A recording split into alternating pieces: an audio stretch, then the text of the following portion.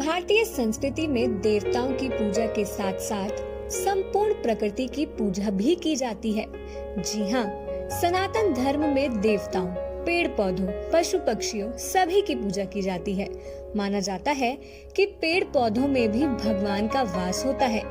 वहीं हमारे अलग अलग पशु या पक्षी किसी न किसी देवता के वाहन हैं। उन्हीं में से एक है मूषक यानी चूहा।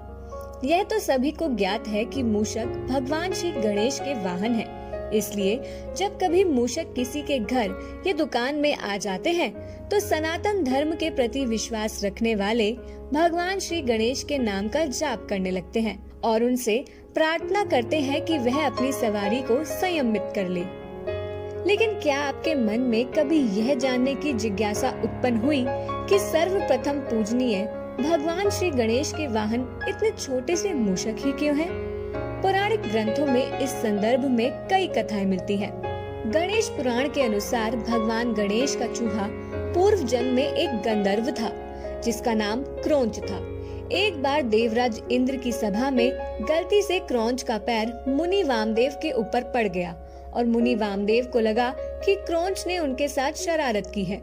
इसलिए गुस्से में आकर उन्होंने उसे चूहा बनने का श्राप दे दिया। उस श्राप के कारण क्रोंच एक विशालकाय चूहा बन गया। वह इतना विशाल था कि अपने रास्ते में आने वाली सभी चीजों को नष्ट कर देता था। एक दिन वह महर्षि पराशर के आश्रम में पहुंच गया।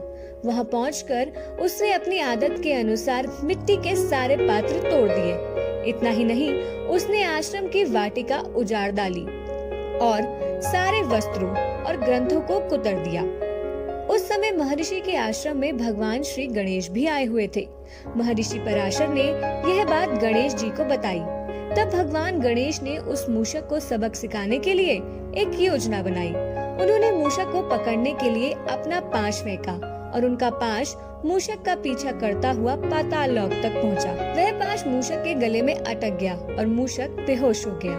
मूषक पाश में घिसटता हुआ भगवान गणेश के सम्मुख उपस्थित हुआ।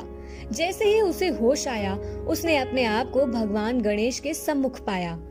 गणेश जी को सामने देखकर मूषक भयभीत होकर उनकी स्तुति करने लगा।